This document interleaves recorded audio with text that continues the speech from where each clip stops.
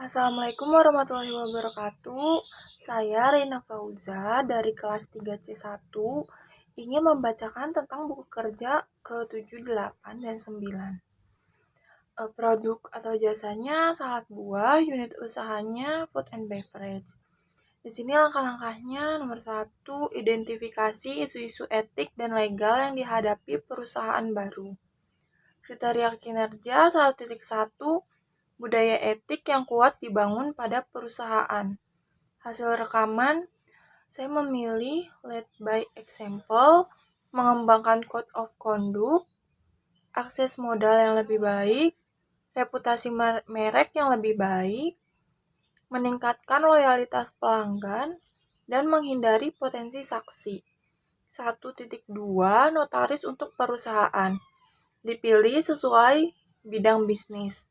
Notaris untuk perusahaan, saya memilih mengetahui masalah permulaan bahwa dia telah berhasil mendampingi pengusaha melalui proses awal sebelumnya. 1.3, perjanjian para founder. Disiapkan sebagai kesepakatan pendiri. Perjanjian para founder dapat mencakupi, ini saya memilih sifat bisnis prospektif, bentuk hukum kepemilikan bisnis, pertimbangan membayar saham atau kepemilikan saham masing-masing pendiri. Yang ketiga, deskripsi modal operasi awal, klausa buyback. 1.4, perselisihan hukum dihindari. Perselisihan hukum dapat dihindari dengan memenuhi semua kewajiban kontrak, dapatkan semuanya secara tertulis, tetapkan standar, kesepakatan hukum. 2. Memilih bentuk organisasi. 2.1, bentuk organisasi bisnis diidentifikasi. Bentuk organisasi bisnis dapat mencakupi, saya memilih sole proprietorship atau kepemilikan tunggal. 2.2, isu-isu dipertimbangkan dalam memilih bentuk hukum kepemilikan bisnis. Isu-isu memilih bentuk organisasi dapat mencakupi sejauh mana aset pribadi dapat dimatikan dari kewajiban bisnis. Yang ketiga, mendapatkan lisensi dan izin usaha. 3.1, persyaratan izin usaha dipenuhi. Persyaratan izin usaha dapat mencakupi, di sini saya memilih syarat pengajuan SIUP online untuk perusahaan perseorangan. Itu syaratnya ada fotokopi KTP pemegang saham perusahaan, fotokopi NPWP, fotokopi SITU, neraca perusahaan, materai 6.000, foto direktur utama atau penanggung jawab atau pemilik perusahaan dengan ukuran 4x6 2 lembar, dan surat izin lain terkait usaha yang dijalankan. 3.2, izin pajak penjualan diajukan. Izin pajak penjualan adalah pajak sebelum pajak pertambahan nilai atau PPN yang dipungut atas transaksi penjualannya. 3.3, izin dan izin kerja profesional dan pekerjaan didapatkan. Izin dan izin kerja profesional dan pekerjaan dapat mencakupi Peraturan Pemerintah Nomor 7 Tahun 2021, kemudahan perlindungan dan pemberdayaan koperasi dan usaha mikro, kecil, dan menengah. Peraturan Pemerintah Nomor 9 Tahun 2021, perlakuan perpajakan untuk mendukung kemudahan berusaha. Peraturan Pemerintah Nomor 5 Tahun 2021, penyelenggaraan perizinan berusaha berbasis risiko. Undang-Undang Nomor 33 Tahun 2014, pemerintah harus bentuk badan penyelenggaraan jaminan produk halal. Nomor 36 Tahun 2009 tentang kesehatan dalam pasal 111 ayat 1 menyatakan bahwa makanan dan minuman yang digunakan masyarakat harus didasarkan pada standar dan persyaratan kesehatan. Buku kerja ke-8 menilai kekuatan dan kewajiban keuangan perusahaan baru. Elemen 1 diidentifikasi pengelolaan keuangan. Kriteria untuk kerja 1.1 tujuan keuangan perusahaan diidentifikasi. Profitabilitasnya sedang, likuiditasnya kurang, efisiensinya baik, stabilitasnya baik. 1.2 proses pengelolaan keuangan diidentifikasikan. Preparasi laporan. Laporan pendapatannya baik, neracanya baik, laporan cash flow-nya baik. Preparasi perakiraan keuangan. Pendapatannya sedang, pengeluarannya sedang, belanja modalnya sedang. Preparasi proforma laporan keuangan. Laporan proforma pendapatannya baik, laporan proforma neracanya baik, laporan proforma cash flow-nya baik. Analisa berjalan dari hasil-hasil keuangan. Rasio analisisnya baik, mengukur hasil dibanding rencananya sedang, mengukur hasil-hasil dengan norma industrinya sedang. 1.3 laporan historis keuangan diidentifikasi. Laporan keuangannya baik, neracanya sedang, laporan cash flow-nya sedang. 1.4 perakiraan keuangan diidentifikasi. Laporan keuangan historis perusahaan diikuti oleh persiapan perakiraannya baik. Perkiraan penjualan untuk perusahaan baru didasarkan pada perkiraan penjualan dan rata-rata industri yang baik atau pengalaman memulai usaha sejenisnya baik. Perkiraan penjualan untuk perusahaan yang ada didasarkan pada pada 1 catatan penjualan terdahulu, 2 kapasitas produksi dan permintaan produk saat ini. Dan 3 faktor apapun yang akan mempengaruhi kapasitas produk dan permintaan produk masa depannya baik. Yang kedua, identifikasi proforma laporan keuangan. 2.1 laporan proforma diidentifikasi. Proforma laba ruginya baik, proforma pendapatannya baik, proforma neracanya sedang, proforma arus kasnya baik. 2.2 rasio analisis diidentifikasi. Likuiditasnya sedang, efisiensi operasinya baik, profitabilitasnya sedang. Direkomendasinya berdasarkan hasil tersebut, usaha ini layak untuk dijalankan. Lanjut ke buku kerja yang ke-9, mengembangkan dan mengelola tim usaha baru. Yang pertama, rencana staffing. Kriteria kinerja 1.1 kategori okupasi diidentifikasi sesuai dengan persyaratan bisnis sebagaimana diuraikan dalam rencana bisnis.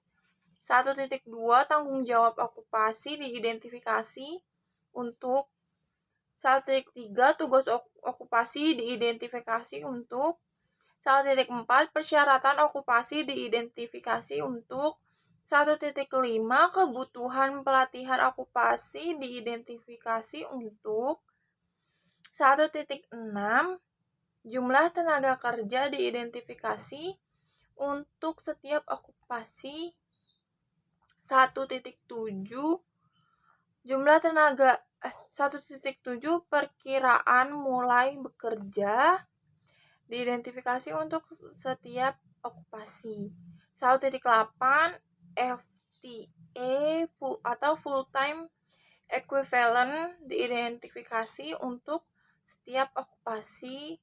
1.9 perkiraan durasi kontrak diidentifikasi untuk setiap okupasi.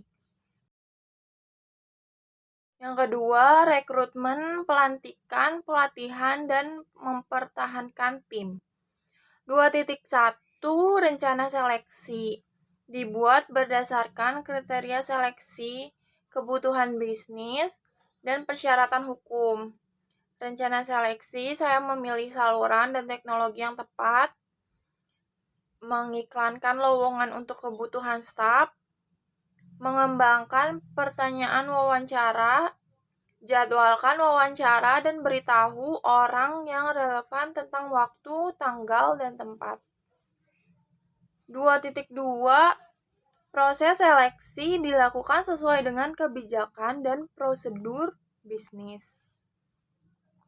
Proses seleksi mencakup proses wawancara dan menilai kandidat, memperbaiki bias dan penyimpanan dari prosedur yang disepakati dan bernegosiasi untuk kandidat terpilih, mengamankan persetujuan kandidat pilihan, dan melengkapi dokumentasi yang diperlukan sesuai dengan prosedur organisasi.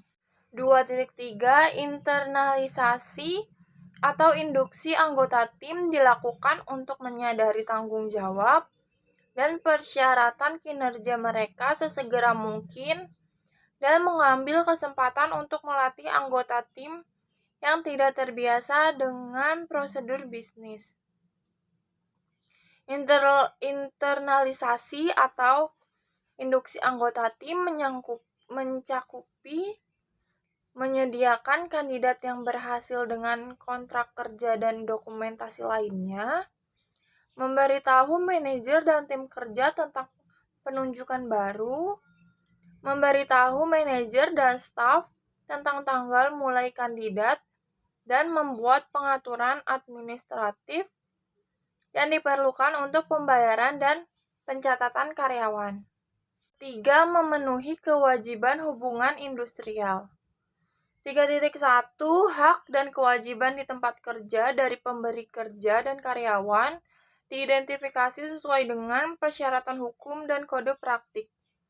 Hak dan kewajiban di tempat kerja dari pemberi kerja dan karyawan mencakupi hak saya memilih hak memperoleh upah, hak mendapatkan kesempatan dan perlakuan yang sama, hak mendapatkan pelatihan kerja, hak memilih waktu kerja yang sesuai, hak mendapatkan kesehatan dan keselamatan kerja, hak mendapatkan kesejahteraan, hak untuk cuti, hak khusus karyawan perempuan, kewajibannya, kewajiban ketaatan, kewajiban konfidensialitas, kewajiban loyalitas. 3.2 Prinsip hubungan industrial dikembangkan secara positif dan konstruktif. Prinsip hubungan industrial mencakupi saya memilih kepentingan bersama pengusaha, pekerja atau buruh, masyarakat, dan pemerintah, hubungan fungsional dan pembagian tugas, kekeluargaan, peningkatan produktivitas. Yang keempat, mengelola staf. 4.1 Alasan pengembangan staf diidentifikasi. Alasan pengembangan staf agar saya memilih efisiensi dan konsisten. 4.2 Strategi dan program pengembangan staf dikembangkan.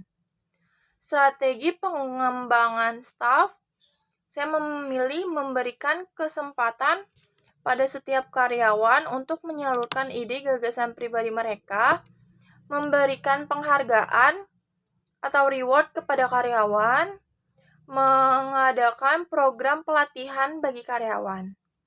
Program pengembangan stafnya itu pelatihan. 4.3 Program pelatihan dilakukan. Program pelatihan yang dilakukan orientasi pekerjaan, in-service education, pelatihan untuk fungsi khusus. 4.4 Evaluasi dilakukan terhadap strategi dan program pengembangan staf dievaluasi. Evaluasinya saya memilih tentukan tujuan dan pertanyaan evaluasi Anda sambil mengidentifikasi indikator yang akan Anda ukur dan analisis dan tafsirkan nilai untuk dibagikan dan gunakan temuan Anda secara efektif. Yang kelima, meninjau kinerja tim. 5.1 Hasil kinerja diidentifikasi kesesuaiannya dengan kinerja bisnis. Hasil kinerja pencapaian tujuan dan sasaran yang telah ditentukan sebelumnya. Efisiensi penggunaan sumber daya dalam menghasilkan barang dan jasa. Kualitas barang dan jasa.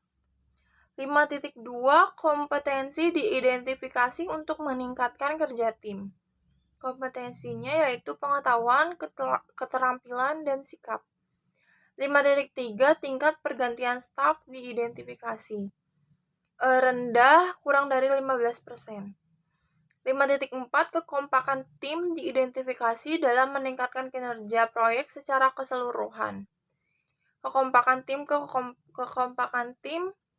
yaitu kerjasama dan kompetisi bekerja sama.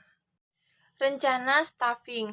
Kategori okupasinya admin online shop. Tanggung jawabnya bertanggung jawab atas semua pesanan pelanggan melalui online. Tugasnya membalas chat pelanggan, mencatat pesanan pelanggan, mempromosikan produk di sosial media. Persyaratannya bisa menggunakan gadget dengan baik, perempuan umurnya 19-25 tahun, dan berkomunikasi dengan baik. Kebutuhan pelatihannya belum ada. Jumlah tenaga kerjanya 1. Perkiraan mulai bekerjanya 3 Januari 2023. Full time equivalent-nya selama 2080 jam kerja purna waktu. Perkiraan durasi kontraknya itu 1 tahun. Selanjutnya tim packing. Tanggung jawab tim packing bertanggung jawab untuk pengemasan produk. Tugasnya yaitu memasukkan produk ke dalam wadah yang tersedia, packing dengan rapi dan bersih, memberikan produk ke ojek online atau ke pelanggan. Persyaratannya terbiasa dengan packing produk, rapi dan bersih, perempuan umurnya 19-25 tahun. Kebutuhan pelatihannya belum ada. Jumlah tenaga kerjanya 2. Perkiraan mulai bekerjanya 3 Januari 2023. Full time equivalent-nya 4.160 jam kerja purna waktu. Perkiraan kontraknya itu 1 tahun. Sekian penjabaran saya tentang buku kerja ke-7, 8, dan 9. Terima kasih. Assalamualaikum warahmatullahi wabarakatuh.